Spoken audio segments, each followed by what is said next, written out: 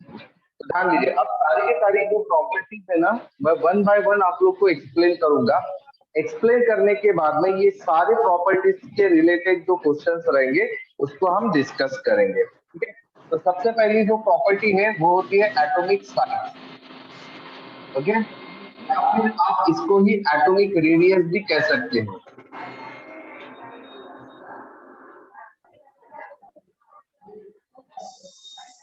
ठीक है। सबसे पहले हम देखते हैं कि एटॉमिक साइज या एटॉमिक रेडियस क्या होता है। तो हमारा कोई भी जब एटम होता है, एटम के सेंटर में आप लोग को पता है कि एक न्यूक्लियस होता है, and surrounding this nucleus there is a concentric circular part होते हैं जिसको हम ऑर्बिट कहते हैं, बराबर है। न्यूक्लियस के सराउंडिंग में ऑर्बिट जो होते हैं वो काफी सारे ऑर्बिट हो सकते हैं। वन बाय वन न्यूक्लियस से हम गिनेंगे उसको, 1 2 3 लाइक दैट वन। तो जो सबसे लास्ट वाला ऑर्बिट होता है, सबसे वाले लास्ट वाले ऑर्बिट को हम आउटर मोस्ट ऑर्बिट कहते हैं। क्या कहते हैं उसको हम? आउटर मोस्ट ऑर्बिट, सबसे लास्ट वाले ऑर्बिट को। तो यहाँ पर क्या हो जाता है कि न्यूक्लियस का जो सेंटर होता है, सेंटर से लेकर आपका आउटर मोस्ट ऑर्बिट तक का जो डिस्टेंस होता है, that is called as the atomic size और द एटॉमिक रेडियस। तो एटॉमिक साइज या एटॉमिक रेडियस क्या होता है? तो it is the distance from the centre of nucleus, from the center of nucleus to the outermost orbit, to the outermost orbit of an atom, of an atom, okay done. तो ध्यान दीजिए, actual में atomic radius क्या होता है? एक distance होता है, कहां से लेकर कहां तक का? फ्रॉम, कहां से होता है वो डिस्टेंस? सेंटर ऑफ न्यूक्लियस से लेकर कहां तक होता है? आउटर मोस्ट ऑर्बिट तक का होता है। और ये सब किसका? एटम का। तभी हम इसको एटॉमिक साइज या एटॉमिक रेडियस कहेंगे। अगर इस एटॉमिक साइज या एटॉमिक रेडियस की जगह मैंने वर्ड यूज किया होता एटॉमिक आयोनिक साइज या फिर आयोनिक रेडियस, तो इसके डेफिनेशन में कुछ चेंज होता था क्या? बताइए मुझे। अगर मैंने एटॉमिक साइज या एटॉमिक रेडियस की जगह आयोनिक साइज या आयोनिक रेडियस कहा होता, तो फिर क्या चेंज होता था आपके डेफिनेशन में? बताइए। Distance from the center of nucleus to the outer ion. सिर्फ यहाँ पर चेंज होगा। कहाँ पर आप एटम की जगह क्या लिखेंगे? Ion. Iron लिखेंगे। That's the only change will occur in case of the atomic size, atomic radius and the ionic radius. तो एटॉमिक और आयनिक रेडियस के इसमें सिर्फ ये वाला वर्ड ही डिफरेंशिएट होगा, बाकी सारी डेफिनेशन सेम ही होती है। अब हम बात करेंगे कि भाई एटॉमिक साइज या एटॉमिक रेडियस किस तरह से हम डिटरमाइन कर सकते हैं, मतलब कौन कौन से फैक्टर्स होते हैं जो अफेक्ट करते हैं एटॉमिक रेडियस या फिर उसके साइज को। Okay, factors affecting the atomic size और एटॉमिक रेडियस या फिर आयोनिक साइज और आयोनिक रेडियस, ठीक है। तो देखिए कौन कौन से फैक्टर्स होते हैं। तो इसमें सबसे पहला जो फैक्टर होता है वो होता है आप लोगों का इफेक्टिव न्यूक्लियर चार्ज। ओके, क्या होता है वो? इफेक्टिव न्यूक्लियर चार्ज, ठीक है। तो पहले हम ये वाले फैक्टर के बारे में समझते हैं कि ये वाला जो फैक्टर होता है इफेक्टिव न्यूक्लियर चार्ज, इसका मतलब क्या होता है, ठीक है। तो ध्यान दीजिए, किसी भी एटम के बारे में अगर आप बात करेंगे तो उसके जो न्यूक्लियस होता है, उस न्यूक्लियस के अंदर में होते हैं प्रोटॉन्स और न्यूट्रॉन्स। ओके, तो हम लोगों के लिए फिलहाल न्यूट्रॉन्स उतना ज्यादा इंपॉर्टेंट नहीं है, हम लोगों के लिए इंपॉर्टेंट है प्रोटॉन। और आप लोगों को पता है कि प्रोटॉन्स के ऊपर कौन से चार्ज होते हैं? Positive charge. Positive charge. इसका मतलब हम ये बोल सकते हैं कि भाई हमारा जो न्यूक्लियस होता है वो कैसा होता है?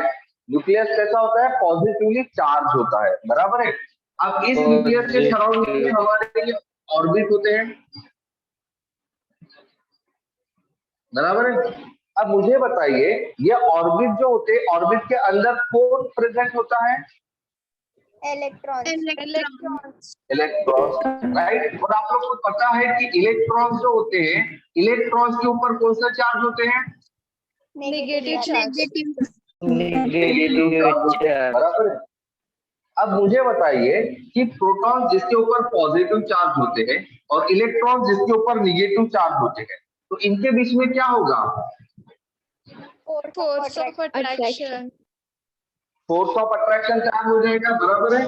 देन क्या हो जाएगा? इनके बीच में एक फोर्स ऑफ अट्रैक्शन तैयार होता है, बराबर है। इनके बीच में क्या तैयार हो जाएगा? एक फोर्स ऑफ अट्रैक्शन तैयार हो जाता है। अब जब ये फोर्स ऑफ अट्रैक्शन तैयार होगा तो फिर बताओ, देखिए अट्रैक्ट करना का मतलब क्या है? जैसे दो लोग एक दूसरे को खींच रहे हैं, ओके, दोनों एक दूसरे को अट्रैक्ट कर रहे हैं, दोनों एक दूसरे को खींचने की कोशिश कर रहे हैं, तो कौन किसको खींचेगा? ठीक है, एक लड़का है एक लड़की है, ठीक है, दोनों एक दूसरे को खींचने की कोशिश कर रहा है, तो बताओ कौन किसको खींचेगा अपनी तरफ? मतलब लड़का लड़की को अपनी तरफ खींच पाएगा या लड़की लड़के को अपनी तरफ खींच पाएगा? लड़का लड़की को अपनी तरफ खींच पाएगा। लड़की बराबर है, क्योंकि लड़के का जो पावर होता है, मास होता है, या फिर उसका जो भी होता है वो ज्यादा होगा, फोर्स ऑफ अट्रैक्शन, बराबर है। तो वो किसको करेगा? लड़की को अपनी तरफ खींचेगा। ठीक उसी तरह से मुझे बताइए, प्रोटॉन और इलेक्ट्रॉन में से कौन किसको अपनी तरफ खींचेगा? प्रोटॉन इलेक्ट्रॉन को। प्रोटॉन इलेक्ट्रॉन को। बराबर है, प्रोटॉन इलेक्ट्रॉन को अपनी तरफ खींचेगा। तो मुझे बताइए, प्रोटॉन इलेक्ट्रॉन को अपनी तरफ क्यों खींचता है भाई? क्योंकि उसका मास ज्यादा होता है। उसका मास ज्यादा प्रोटॉन का मास ज्यादा होता है, किसके कंपैरिजन में? इलेक्ट्रॉन के कंपैरिजन। पता है इलेक्ट्रॉन का और प्रोटॉन का मास कैसे है? अगर कंपेयर किया जाए तो वो एक हाथी और चींटी के मास के समान होता है। मतलब एक इलेक्ट्रॉन का मास चींटी के समान होता है, तो एक प्रोटॉन का मास हाथी के समान होता है। इतना फर्क होता है प्रोटॉन और इलेक्ट्रॉन के मास में। समझ में आ गया आपको? हाँ सर। ओके गुड, ठीक है। तो ध्यान दीजिए, अब ये जो न्यूक्लियस है, ये जो राउंड राउंड हम लोगों ने गोल गोल निकाला है रेड वाला मास से, ये न्यूक्लियस होता है। क्या होता है ये? न्यूक्लियस। ओके, और न्यूक्लियस के अंदर ही आप लोग के प्रोटॉन होता है, राइट। तो ये न्यूक्लियस क्या करेगा? इलेक्ट्रॉन को अपनी तरफ खींचेगा। अभी हम ये बोलेंगे कि प्रोटॉन इलेक्ट्रॉन को खींचने की जगह मैं अभी बोल रहा हूँ कि न्यूक्लियस इलेक्ट्रॉन को खींच रहा है। तो ये स्टेटमेंट सही होगा या गलत होगा? बताइए। सही होगा। सही होगा। नहीं होगा, कोई फर्क नहीं पड़ेगा, क्योंकि भाई न्यूक्लियस के अंदर प्रोटॉन होते हैं और प्रोटॉन अगर इलेक्ट्रॉन को खींच रहे मतलब न्यूक्लियस ही खींच रहा है, ऐसा मैं बोल सकता हूँ, बराबर है। तो अल्टीमेटली ये न्यूक्लियस जब इलेक्ट्रॉन को अपनी तरफ खींचेगा, ठीक है, तो वो जो फोर्स रहेगा, वो जो पर्टिकुलरली क्या रहेगा? फोर्स रहेगा। जिस फोर्स से ये प्रोटॉन या फिर न्यूक्लियस अपने इलेक्ट्रॉन को अपनी तरफ खींचेगा, उसको हम कहते हैं इफेक्ट न्यूक्लियर चार्ज। इसको हम क्या कहते हैं? Nuclear charge. समझ में आ रहा है? हाँ सर। समझ में आ रहा है? हाँ। अब मुझे बताओ कि न्यूक्लियर चार्ज का मतलब क्या हो रहा है? बताइए वापस। जिस फोर्स से प्रोटॉन इलेक्ट्रॉन को खींच रहा है उसे न्यूक्लियर चार्ज कहते हैं। न्यूक्लियर चार्ज मतलब सीधा सीधा चार्ज न्यूक्लियस का। न्यूक्लियस के ऊपर कौन सा चार्ज होता है? पॉजिटिव चार्ज, बराबर है। अच्छा बताओ, कितना पॉजिटिव होता है न्यूक्लियस के ऊपर? 1 पॉजिटिव। 1 ही होता है क्या? जितना अलग अलग होता है? नंबर पर डिपेंड करेगा। Very good. किस पर डिपेंड करेगा वो? Atomic number. ओके, अगर किसी एटम, फॉर एग्जांपल हाइड्रोजन, जिसका एटॉमिक नंबर 1 होता है, तो उसका न्यूक्लियर चार्ज क्या होगा? 1 ही होगा। अगर हम हीलियम लेते थे जिसका एटॉमिक नंबर 2 है, तो उसका न्यूक्लियर चार्ज क्या होगा? 2 होगा। अगर हम ले लेते सोडियम जिसका एटॉमिक नंबर 11 है, तो उसका न्यूक्लियर चार्ज कितना होगा? 11। सही है? हाँ सर। हाँ सर। हाँ बराबर है। हाँ गुड, ठीक है। तो न्यूक्लियर चार्ज जो होता है वो डिपेंड करता है किसके ऊपर? एटॉमिक नंबर के ऊपर। Atomic number. और आप देख पा रहे हो कि जैसे जैसे एटॉमिक नंबर बढ़ रहा है, न्यूक्लियर चार्ज क्या हो रहा है? बढ़ रहा है। बढ़ रहा है। अब बताओ, न्यूक्लियर चार्ज बढ़ेगा तो न्यूक्लियर चार्ज बढ़ेगा तो क्या बढ़ेगा हमारा? Force of attraction. Force of attraction बढ़ेगा, और फोर्स ऑफ अट्रैक्शन जितना बढ़ेगा उतना ही इलेक्ट्रॉन क्या होगा? अट्रैक्ट होगा। न्यूक्लियस के किसकी पास तरफ? न्यूक्लियस के पास या करीब आएगा। अब इलेक्ट्रॉन जब न्यूक्लियस के पास आएगा ठीक है, कंसीडर कीजिए कि ये जो इलेक्ट्रॉन है अभी राइट यहाँ पर है, न्यूक्लियस इसको जब खींचेगा अपनी तरफ तो ये इलेक्ट्रॉन यहाँ पर आ गया, बराबर है। तो अल्टीमेटली ये वाला जो ऑर्बिट था आउटर मोस्ट ये यहाँ पर आ गया। तो अब मुझे बताओ देखिए, खींचने के पहले इसका जो रेडियस था वो इतना था, बराबर है, ओके। हाँ लेकिन जब खींच गया तो उसका रेडियस इतना हो गया, मतलब रेडियस क्या हो गया, कम हुआ। कम हो गया। डिक्रीज रेडियस कम हो गया। तो हम क्या बोलेंगे कि न्यूक्लियर चार्ज अगर बढ़ेगा तो फोर्स ऑफ अट्रैक्शन बढ़ेगा, और फोर्स ऑफ अट्रैक्शन अगर बढ़ेगा तो क्या होगा, ये जो रेडियस है एटॉमिक रेडियस या फिर एटॉमिक साइज ये क्या होगा, कम डिक्रीज होगा। कम होगा। डिक्रीज हो रहा है। क्या हो रहा है, डिक्रीज हो रहा है, बराबर है, समझ में आ रहा है। तो ओवरऑल हम लोग को क्या ध्यान में रखना है कि न्यूक्लियर चार्ज कब बढ़ेगा, क्या बोला था, न्यूक्लियर चार्ज कब बढ़ेगा, जब एटॉमिक नंबर बढ़ेगा तो बढ़ेगा तब। जब एटॉमिक नंबर बढ़ेगा तब, ओके। तो ध्यान में रखना, एटॉमिक नंबर बढ़ेगा तो क्या होगा, न्यूक्लियर चार्ज न्यूक्लियर चार्ज बढ़ेगा। न्यूक्लियर चार्ज बढ़ेगा, और न्यूक्लियर चार्ज बढ़ेगा तो क्या बढ़ेगा, force of attraction force of attraction बढ़ेगा, और फोर्स ऑफ अट्रैक्शन बढ़ेगा तो क्या बढ़ेगा, एटॉमिक एटॉमिक साइज का रेडियस बढ़ेगा। तो आप कंसीडर कीजिए कि मैं सिर्फ आप लोगों के एलिमेंट्स लिख रहा हूँ,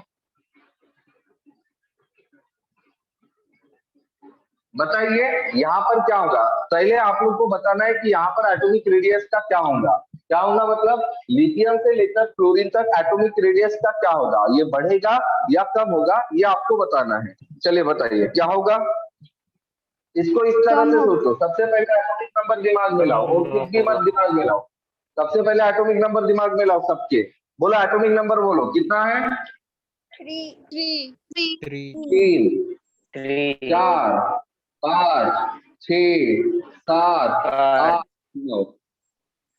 तो यहाँ पर क्या हो रहा है, एटॉमिक नंबर बढ़ रहा है।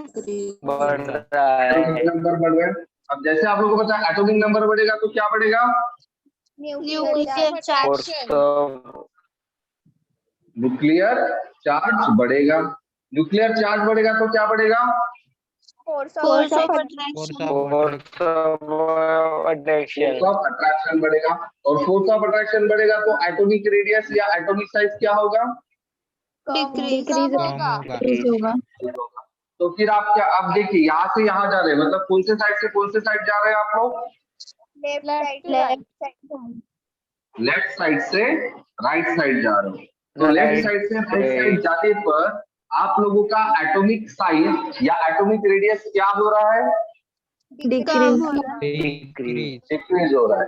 क्यों डिक्रीज हो रहा है, ध्यान दीजिए, क्यों डिक्रीज हो रहा है, क्योंकि लेफ्ट टू राइट जाने पर क्या होता है, एटॉमिक एटॉमिक नंबर बढ़ रहा है। फिर एटॉमिक नंबर बढ़ने की वजह से न्यूक्लियर चार्ज इंक्रीज हो रहा है। न्यूक्लियर चार्ज बढ़ रहा है, न्यूक्लियर चार्ज बढ़ने से फोर्स ऑफ अट्रैक्शन इंक्रीज हो रहा है। फोर्स ऑफ अट्रैक्शन बढ़ेगा, और वो बढ़ने की वजह से एटॉमिक साइज डिक्रीज होगा। एटॉमिक रेडियस डिक्रीज होगा। Very good. तो ये कब होता है, जब हम कहाँ से कहाँ जाएंगे, left to right. Left to right. Very good, ठीक है। चलो अभी हम एक और एग्जांपल देखते हैं। जैसे हम ग्रुप 17 एलिमेंट देखते हैं। ग्रुप 17 एलिमेंट्स कौन से होते हैं, फ्लोरीन, क्लोरीन, ब्रोमीन, आयोडीन और एसिटाइड, बराबर है। अब इनके मुझे एटॉमिक नंबर बताइए, क्या होता है इसका 17, क्या था इसका 17, देन इसका 35 कितना 35 का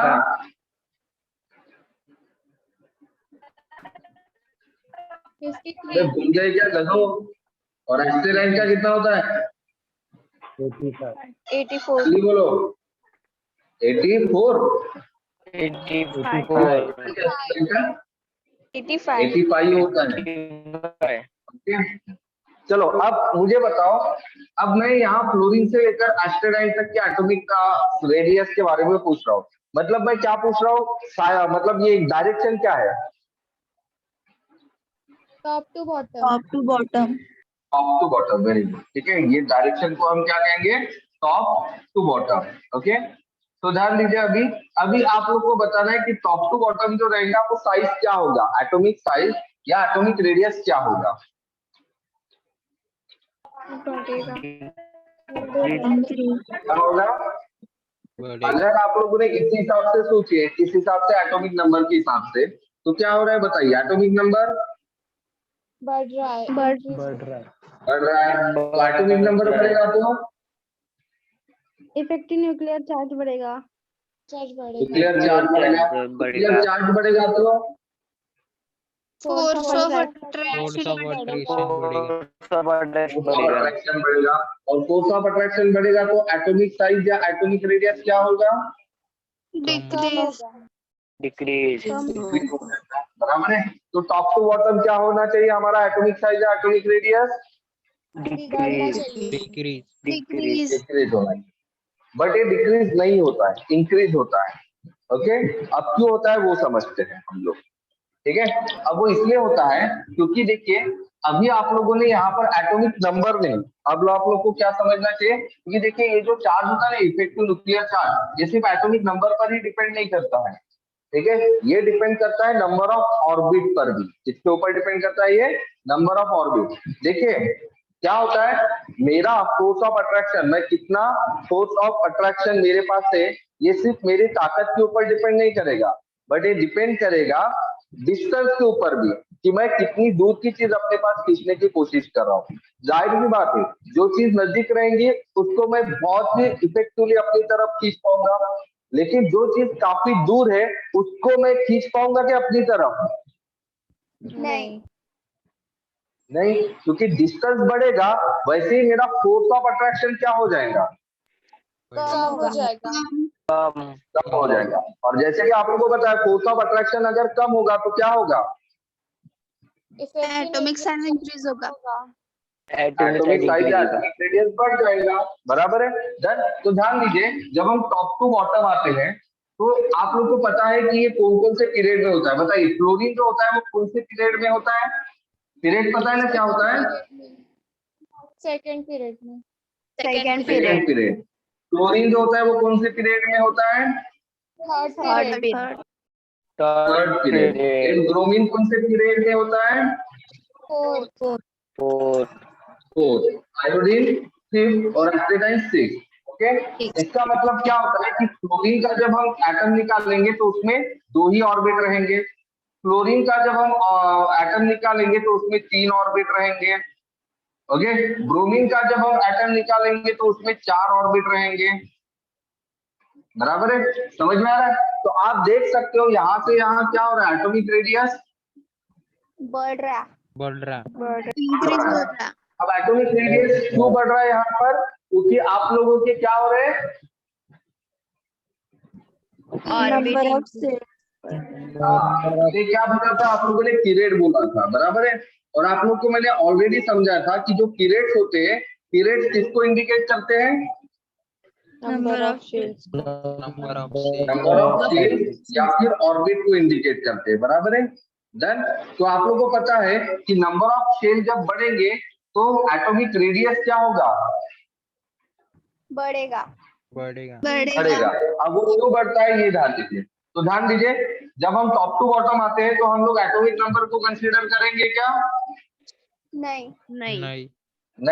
तब आप लोग को किसको कंसीडर करना पड़ेगा, नंबर ऑफ शेल को। Number of shell. ठीक है, तो बताइए top to bottom number of shell क्या हो रहे हैं, इंक्रीज हो रहा है। इंक्रीज हो रहे हैं। अब नंबर ऑफ शेल अगर इंक्रीज होंगे तो न्यूक्लियर चार्ज क्या होगा, कम होगा। डिक्रीज होगा, डिक्रीज होगा। न्यूक्लियर चार्ज अगर डिक्रीज होगा तो फोर्स ऑफ अट्रैक्शन कम होगा। डिक्रीज होगा, और फोर्स ऑफ अट्रैक्शन अगर डिक्रीज हो गया तो एटॉमिक रेडियस या एटॉमिक साइज क्या होगा, इंक्रीज होगा। समझ में आ रहा है। तो ये होता है आप लोगों का एटॉमिक रेडियस या आयोनिक रेडियस का ट्रेंड। तो ट्रेंड क्या होता है, ध्यान दीजिए, एक होता है लेफ्ट टू राइट और एक होता है टॉप टू बॉटम। जब आप लेफ्ट टू राइट होते हो तो उसको आप बोलते हो अक्रॉस द पीरियड। इसको आप क्या बोलते हो,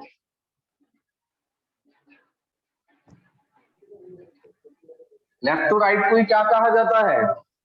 across the Across the period. Across the period. और टॉप टू बॉटम को हम कहते हैं down the group. Top to bottom को हम क्या कहते हैं? Down the group. समझ में आ रहा है? हाँ सर ओके हाँ, सर। तो ये चीज ध्यान में रखना। तो बताइए एटॉमिक साइज क्या होता है अक्रॉस द पीरियड? डिक्रीज होता है Become. डिक्रीज होता है। क्यों डिक्रीज होता है? क्योंकि एटॉमिक नंबर बढ़ता है, Atomic number बढ़ता है। एटॉमिक नंबर बढ़ता है। फिर न्यूक्लियर चार्ज भी बढ़ता है, Nuclear charge और न्यूक्लियर चार्ज attraction. बढ़ता है। फिर electrostatic force of Force attraction of attraction बढ़ता है। फोर्स ऑफ अट्रैक्शन बढ़ेगा, बढ़ता है। बढ़ेगा। फिर एटॉमिक रेडियस इंक्रीज होगा, Atomic radius कम होगा। एटॉमिक रेडियस या एटॉमिक साइज कम हो जाएगा। क्लियर? क्लियर है? Yes, sir. हाँ सर। हाँ sir. Now do tell me what is the trend of atomic radius और ionic radius down the group? Number of Radius increases. Number of nuclear increases. Number of shell बढ़ेंगे, बढ़ेंगे। फिर nuclear charge Nuclear charge होगा। Nuclear charge decrease होगा। फिर Force electrostatic of attraction. Electrostatic force of attraction कम होगा। Force of attraction कम होगा। और फिर atomic radius Increase. Atomic atomic radius radius बढ़ेगा। डिक्रीज होगा। क्लियर है? समझ में आ गया एटॉमिक रेडियस और आयनिक रेडियस का ट्रेंड? हाँ सर. ओके वेरी हाँ, गुड। सर। तो अब हम चलते हैं नेक्स्ट प्रॉपर्टी के ऊपर। तो नेक्स्ट फिजिकल प्रॉपर्टी का जो नाम है वो है आयोनाइजेशन एंथैल्पी या आयोनाइजेशन एनर्जी। इसके बारे में भी एक शॉर्ट सी इंफॉर्मेशन हम लोग जब थर्मोडायनेमिक्स पढ़ रहे थे तभी ये टर्म आ गया था। याद है आप लोग को आयोनाइजेशन एनर्जी या आयोनाइजेशन एंथैल्पी? हाँ सर. हाँ सर। तो आयोनाइजेशन एनर्जी या फिर इसको हम कहते हैं enthalpy.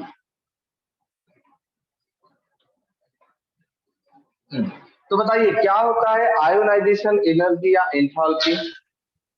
Energy The required energy to required to remove the electron from the outermost shell. Very good. Okay. Energy which is required to remove the electron from the outermost shell या outermost orbit। या फिर अगर आप लोग का दिमाग तुरंत नहीं चलेगा ना तो एक काम करना, नाम से ही डेफिनेशन ढूंढने की कोशिश करना। ठीक है? क्या है नाम? Ionisation energy. मतलब आयोनाइजेशन का मतलब क्या होता है? That is the formation of ion. Okay, ion को तैयार करने के लिए लगने वाली एनर्जी। समझ में आ रहा है? आयोनाइजेशन एनर्जी का सिंपल मीनिंग क्या होता है? आयन को तैयार करने के लिए लगने वाली एनर्जी। अच्छा बताओ आयन तैयार कब होते हैं? जब कोई भी एटम लूज और गेन करता है इलेक्ट्रॉन्स को, जब कोई भी एटम क्या करेगा? इलेक्ट्रॉन्स को lose, gain और करेगा। share करेगा तब। Very good. इलेक्ट्रॉन को गेन या फिर लूज और शेयर करेगा तब। लूज या फिर गेन। शेयर करने से आयन नहीं बनेगा। शेयर करने से आयन बनता है क्या? नहीं, कोवेलेंट बॉन्ड। नहीं। आयन कब बनेगा? जब इलेक्ट्रॉन को वो क्या करेगा? या तो लूज करेगा या तो गेन करेगा। गेन करेगा। या तो लूज करेगा या तो गेन करेगा। बराबर है? तब हम उसको क्या कहेंगे?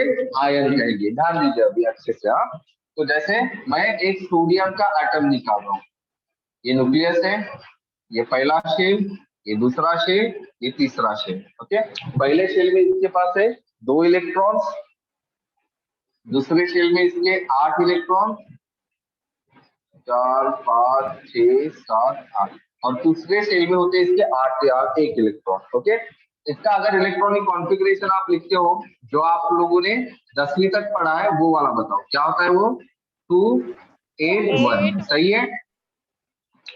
बराबर है? हाँ सर। है ना? हाँ सर। अब ध्यान दीजिए, आपने क्या बोला? आयन। इसको आप क्या बोलते हो? सोडियम। ये क्या है? ये जो मैंने डायग्राम निकाला है ये किसका डायग्राम है? Sodium atom. Very good. It is the diagram of the sodium atom. ये सोडियम एटम का डायग्राम होता है।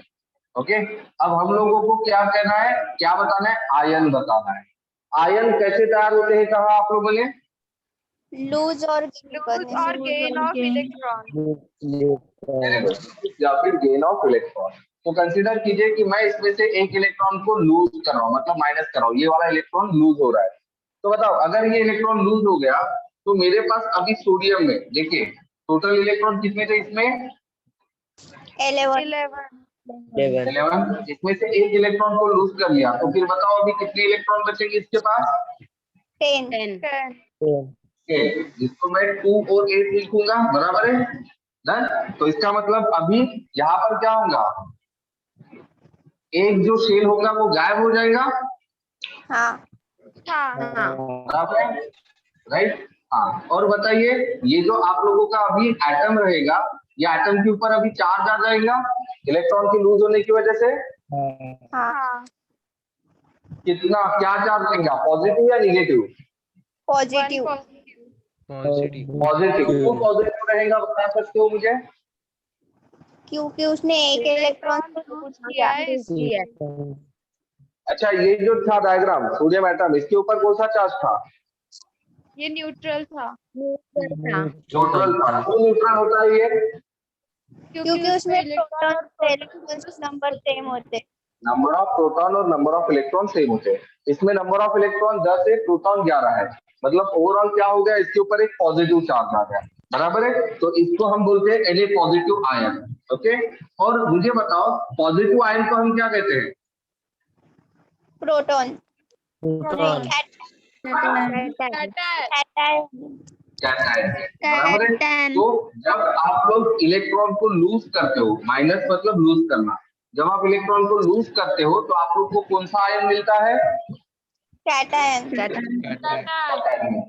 अब सेकंड जो चीज होती है, आयन कैसे बनती है बोला आप लोगों ने, आइदर लूजिंग इलेक्ट्रॉन या फिर gaining of electron. Gaining of electron.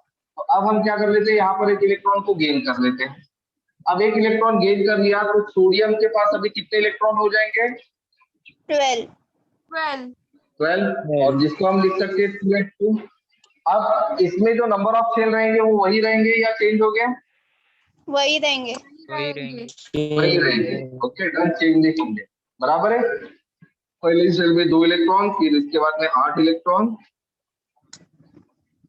और उसके बाद में अभी 2 इलेक्ट्रॉन आ गए क्योंकि एक इलेक्ट्रॉन को हमने ऐड कर दिया। अब मुझे बताओ सोडियम के ऊपर में कौन सा चार्ज आ रहा है? Negative charge. Negative charge. क्यों नेगेटिव चार्ज आ गया? क्योंकि इसके पास अभी इलेक्ट्रॉन कितने हो गए? 12। और प्रोटॉन कितने हैं? 11। तो ओवरऑल चार्ज क्या आ जाएगा इन्हें के ऊपर? Negative charge. तो ऐसे आयन को हम कौन सा आयन कहते हैं? अब मुझे बताओ आपका जो एटम होता है ये तो 2 टाइप के आयन में कन्वर्ट होता है, कैटायन में भी और आयन में भी, एनायन में भी। हम लोगों ने यहाँ आयनाइजेशन बोला है, आयनाइजेशन का मतलब फॉर्मेशन ऑफ आयन। तो यहाँ 2 टाइप के आयन है ना, कैटायन भी होता है और एनायन भी होता है। तो एक्चुअली यहाँ पर कौन सा आयन का फॉर्मेशन होता होगा इस पर्टिकुलरली एनर्जी में? या फिर चलो छोड़ो इसको निग्लेक्ट करो, मेरा सवाल सुनो। मुझे बताओ इसमें से कौन से टाइप में, जैसे देखिए इलेक्ट्रॉन मैं यहाँ से रिमूव कर रहा हूँ जबकि यहाँ पर मैं ऐड कर रहा हूँ, तो मुझे बताओ आप लोगों को ज्यादा जोर कब लगाना पड़ेगा, एनर्जी कब लगानी पड़ेगी? जब आप लोग किसी चीज को निकालने के लिए या फिर किसी चीज को ऐड करने के लिए? निकालने के लिए एनर्जी लगेगी, बराबर है। एनर्जी आप लोग को कब लगेगी? जब आप इलेक्ट्रॉन को रिमूव करेंगे। क्या करोगे? रिमूव करोगे। अच्छा, क्यों लगेंगे इलेक्ट्रॉन को रिमूव करने के लिए? आप लोग को एनर्जी बता सकते हो? क्योंकि इलेक्ट्रॉन्स और प्रोटॉन्स के बीच में फोर्स ऑफ अट्रैक्शन होता है इसलिए। Very good. क्योंकि इलेक्ट्रॉन्स और प्रोटॉन्स के बीच में क्या होता है? हमारा फोर्स ऑफ अट्रैक्शन होता है, बराबर है। इलेक्ट्रॉन्स और प्रोटॉन्स के बीच में क्या होता है? फोर्स ऑफ अट्रैक्शन होता है। और इस फोर्स ऑफ अट्रैक्शन की वजह से जब आप इलेक्ट्रॉन को क्या करने की कोशिश करोगे? रिमूव करने की कोशिश करोगे, तो इस इलेक्ट्रॉन को रिमूव करने के लिए आपको ये जो फोर्स ऑफ अट्रैक्शन है उससे ज्यादा फोर्स क्या करना पड़ेगा? लगाना पड़ेगा। और वो जो एनर्जी आप लगाएंगे ताकि आप इलेक्ट्रॉन को क्या कर सको? रिमूव कर सको, ठीक है, उसको ही हम आयनाइजेशन एनर्जी कहेंगे। समझ में आ रहा है? तो आयनाइजेशन एनर्जी का मतलब क्या हो रहा है, ये क्या होती है, एनर्जी होती है। क्या होती है? एनर्जी। और ये एनर्जी आप किसके लिए यूज कर रहे हो? एनर्जी विच इज रिक्वायर्ड, किस चीज के लिए जरूरत पड़ रही है? To remove and electron. कौन सा इलेक्ट्रॉन? कौन सा इलेक्ट्रॉन? आउटर मोस्ट अरे भाई कौन सा electron? Electron outermost shell electron. From an outermost orbit. सिर्फ आउटर मोस्ट ऑर्बिट के इलेक्ट्रॉन के बारे में बात करनी है हम लोग को, इनर मोस्ट वाले नहीं। समझ में आ रहा है? तो एनर्जी रिक्वायर्ड किस चीज के लिए कर रही है? एनर्जी रिक्वायर्ड टू रिमूव, इसको रिमूव करने के लिए इलेक्ट्रॉन। कहां से? From an outermost orbit. Okay, और ये कहां से निकालना है आप लोग को? कहां से निकालना है? हाँ, और ये एटम का स्टेट कैसा होना चाहिए? ये स्टेट कैसा होना चाहिए इसका? गैसियस होना चाहिए। ठीक है, of a gaseous atom, gaseous atom, ये ध्यान में रखना। या गैसियस एटम बोलना जरूरी है, ठीक है, क्योंकि एटम के डिफरेंट डिफरेंट अगर स्टेट रहेंगे तो आप लोग को एनर्जी भी डिफरेंट डिफरेंट लगेंगे, फिर उनको कंपैरिजन करना थोड़ा सा डिफिकल्ट हो जाता है। तो इसीलिए आप लोग को सभी एटम को गैसियस स्टेट में लाना पड़ेगा ताकि उसकी कंपैरिजन करने में आसानी हो जाए। समझ में आ गया आपको? ओके, सर तो क्या होती है आयनाइजेशन एनर्जी? एंथैल्पी की डेफिनेशन बताइए, क्या है definition? Energy required to remove electron from an outermost orbit of a gaseous of a gaseous atom. और क्या काम करने के लिए? टू फॉर्म, आप आगे भी लिख सकते हो, टू फॉर्म, क्या काम होगा फिर इससे? To form atom. Gaseous cation. Cation भी कौन से स्टेट में रहेगा? gaseous. Gaseous. गैसियस स्टेट में रहेगा। इसको called as the ionization energy या आयनाइजेशन एंथैल्पी। ओके, तो ये हो गया इलेक्ट्रॉन को रिमूव करने वाली एनर्जी। अब मुझे बताओ, जब मैं इलेक्ट्रॉन को ऐड करूंगा तो इलेक्ट्रॉन को ऐड करने के लिए मुझे एनर्जी लगानी पड़ेगी या नहीं लगानी पड़ेगी? लगानी नहीं पड़ेगी. लगानी पड़ेगी. पक्का लगानी पड़ेगी। क्यों?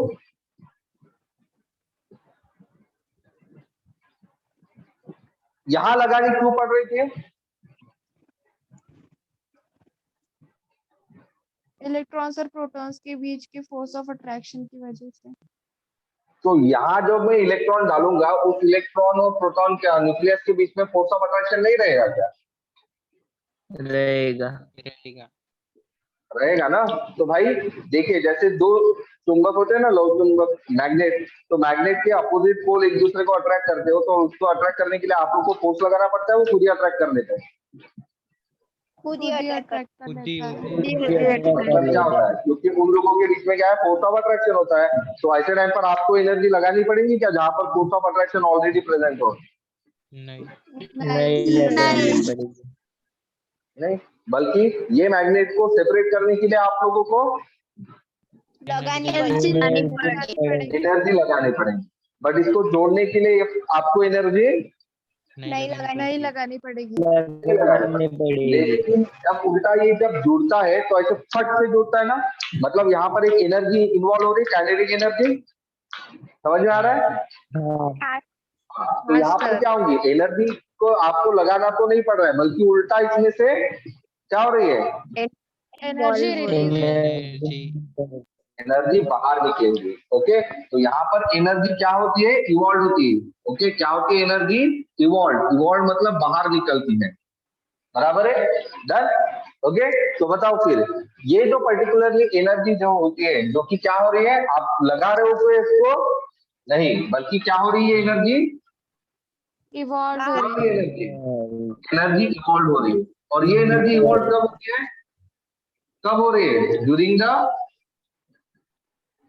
Adding of electron. एडिशन। ये कब हो रही है?